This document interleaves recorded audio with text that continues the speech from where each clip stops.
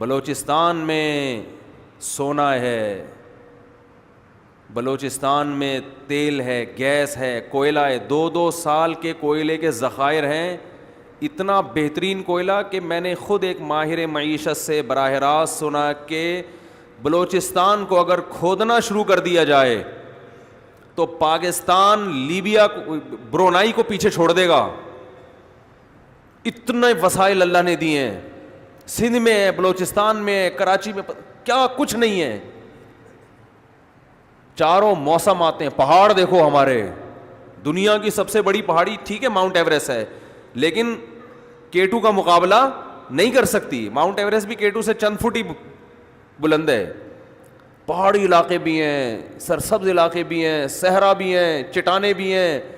کون سی چیز ہے جو نہیں ہے؟ لیکن اتنی پابندیاں آپ کے اوپر لگی ہوئی ہیں. کیوں؟ آپ کے پاس کیا ہے؟ بولنے میں اتنا مزہ آتا ہے. مجھے اتنا مزہ، بم ہے، مجھے اتنا مزہ آ رہا ہے بولنے میں، ایسا لگتا ہے جیسے میری جیب میں رکھا ہوا ہے. تو آپ کو بولنے میں مزہ نہیں آ رہا، مجھے تو بولنے میں اتنا مزہ آ رہا ہے. ہمارے پاس کیا ہے؟ بم ہے. تو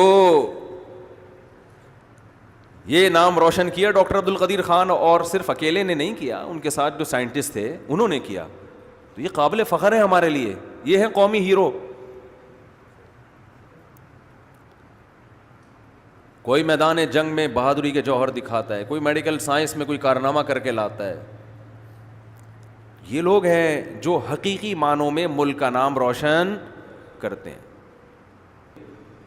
تو اس تھوڑی زندگی میں آپ کے پاس ٹائم کم ہے، مقابلہ سخت ہے، تو اس ٹریک کو متعین کرو جس میں بلندی بھی ہو اور قوم کا فائدہ بھی ہو اور مرنے کے بعد صدقہ جاریہ بھی ہو. ڈاکٹر عبد القدیر خان نے وہ کام کیا ہے کہ ہمارے بڑے علماء کہتے ہیں کہ آج ہماری داڑیاں اور پگڑیاں ڈاکٹر عبد القدیر خان جیسے سائنسدانوں کی وجہ سے محفوظ ہیں، ورنہ پاکستان کو کب کا ملیا میٹ کر چکے ہوتے، کب کا ملیا تباہ ہو چکا ہوتا پاکستان. وہی حشر کیا ہوتا جو عراق کا ہے اور لیبیا کا حشر ہے. یہاں بھی وہی سب کچھ ہو رہا ہوتا.